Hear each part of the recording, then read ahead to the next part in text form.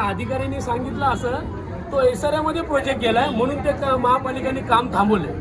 मग महापालिकेचा संबंध काय आहे? एसआरमध्ये जाऊ या क्लस्टरमध्ये जाऊ, महापालिकेने त्यांची जी लोकांना जी सुविधा पोहोचायची ती तुम्ही पोहोचली पाहिजे ना.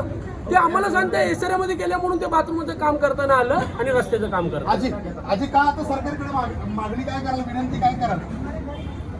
हा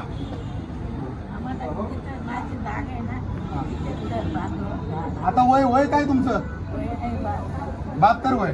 आपण पाहू शकतो की 72 वर्षांच्या आजीला आपण जर पाहिलं तर या ठिकाणी न्याय मागण्यासाठी यावं लागते.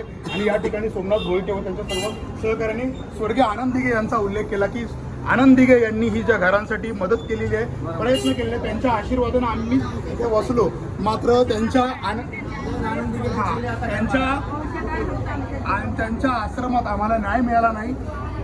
उपमुख्यमंत्री डॉक्टर एकनाथराव शिंदे यांच्या मतदारसंघात आम्ही राहतो. समतानगरला हे लोक राहतात. नक्कीच उपमुख्यमंत्री डॉक्टर एकनाथराव शिंदे या ठिकाणी न्याय मिळवून देतील. काय आता थोडक्यात काय आता भूमिका असणार आता त्या ठिकाणी अधिकारी कोण आले धमकी द्यायला? अतिक्रमण विभागाचे होते. हां आणि गायकवाड म्हणून होते. मेन गणेश चौधरीच आहेत. गणेश चौधरीला आम्ही आव्हान देतो आता ह्या मीडियाच्या माध्यमातून. पुढच्या शुभेच्छा, आमच्या ज्या भावना तुम्ही तुमच्या चॅनलवरती व्यक्त केल्या. आज आम्ही गणेश चौधरी सरांना